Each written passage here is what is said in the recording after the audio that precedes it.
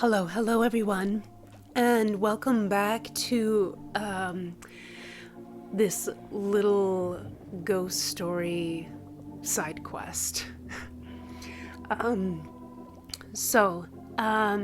My disclaimer before I start anything is if you are listening or watching this video, please keep the comments kind, because sometimes the subject matter is very difficult for a lot of people, and the world is already heavy enough without just unkindness online. So the other disclaimer that I have is, as I go through these stories, I am just doing my best. I researched them as much as I could and try to keep my commentary within the confines of my own knowledge base. So with kind of those two things out of the way, let's talk about the next ghost tales that we actually got from the 1998 Haunted History was from Tombstone. And unfortunately, the video for that particular episode no longer exists on the internet as I can find it, so unfortunately I will not be able to link any video for any of you guys to go and watch. But I do have this story that I found. So this is from True West, History of the American Frontier, and I did have to go on the Wayback Machine to dig this out again, because the original article is no longer on there. I don't know why, but let's talk about it a little bit. So this is called Little Gertie, the Gold Dollar, the tragic love story of Billy Milgreen, Little Gertie, the Gold Dollar, and Margarita. The boom towns of the Old West had a shortage of eligible women, and that void for the lusty young man was filled by what were euphemistically referred to as good time girls, shady ladies, soiled doves, and ladies of the evening.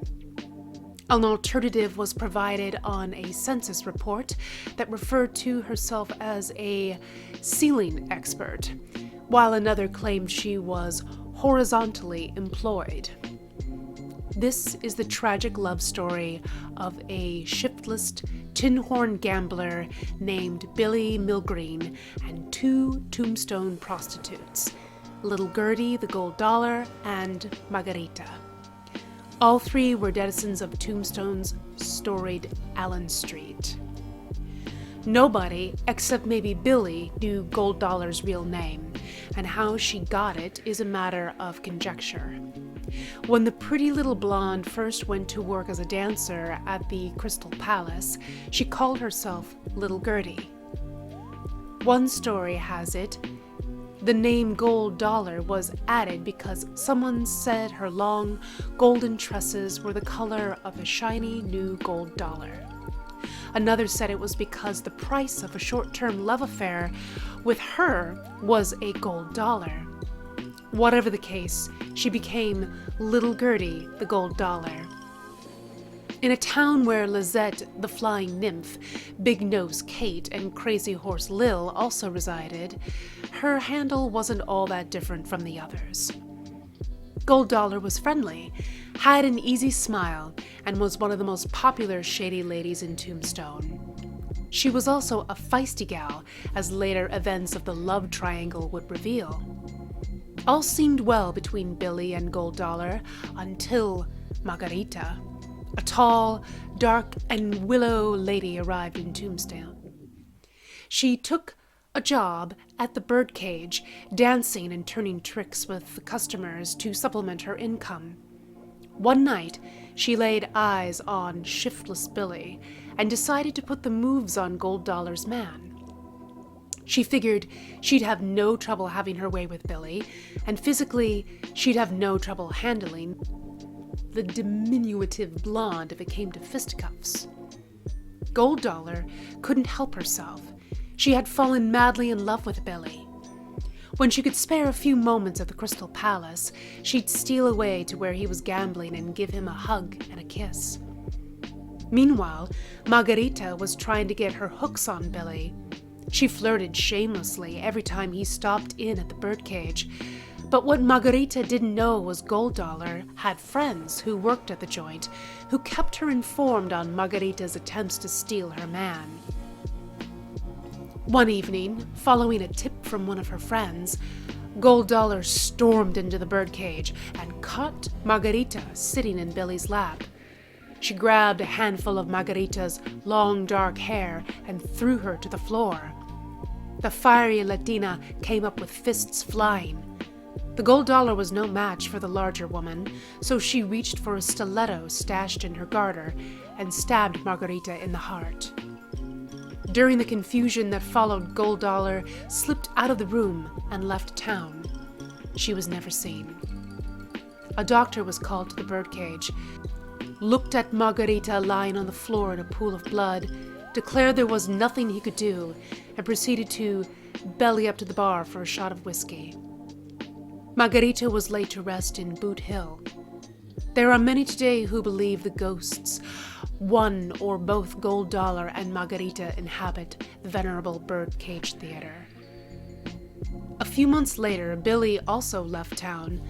Some believe the two met in one of the many other raucous boom towns. This story is one that can't be proven, but it can't be dismissed as a tall tale either. The story has certainly been written up a number of times, but then so has the Lost Dutchman's mine. Nobody knows her real name, as most of those shady ladies were careful to hide their identities. Some married and left the trade, but most died of alcohol, drugs, or disease, and were buried in unmarked graves. It would be next to impossible to find provenance after this many years. The history of prostitution in the towns was omitted when their early histories were written, and was therefore covered up in the shifting sands of time. The article was written by Marshall Trimble. This person is Arizona's official historian and vice president of the Wild West History Association. His latest book is Arizona Outlaws and Lawmen, The History Press 2015. I will link that in the description below.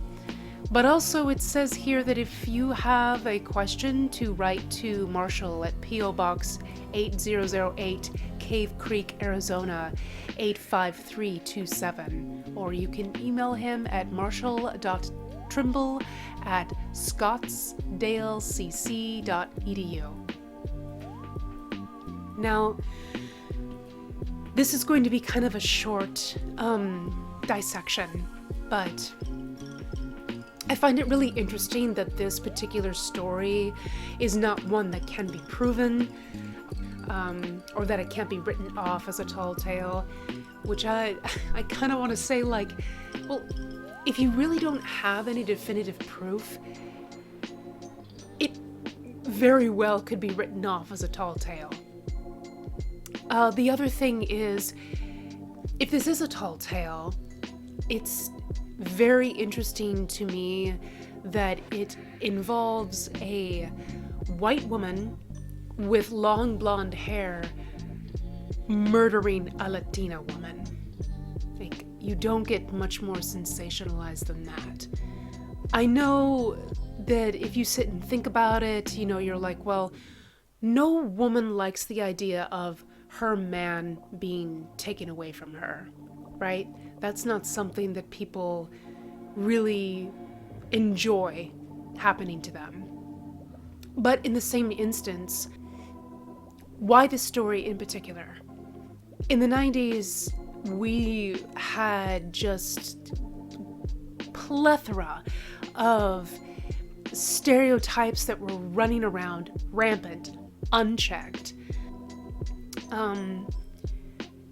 There weren't any other stories from the Tombstone episode that actually stood out to me except for this one.